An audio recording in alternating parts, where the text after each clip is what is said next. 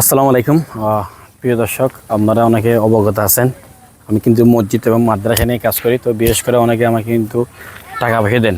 তো অনেকে কিন্তু 1,000, 2,000, 5,000, 1 লক্ষ, 1.5 লক্ষ টাকা মধ্যে দিয়েছিলেন আলহামদুলিল্লাহ।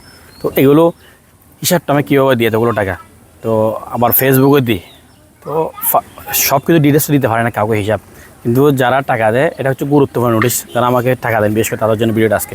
যারা আমাকে টাকা দেয়, মনে করেন 500 টাকা কে দিয়েছিল, উনি যদি আমাকে ফেসবুকের মাধ্যমে মেসেঞ্জার থেকে নক দেয়, ওনাকে আমি মেসেঞ্জার নক দিই 500 টাকায় এই কাজে ব্যয় হয়েছে, আয় হয়েছে, সবগুলো আমি ওনাকে একদম হিসাব করে দিয়ে দিই। যার টাকা তাকে দিয়ে দিই।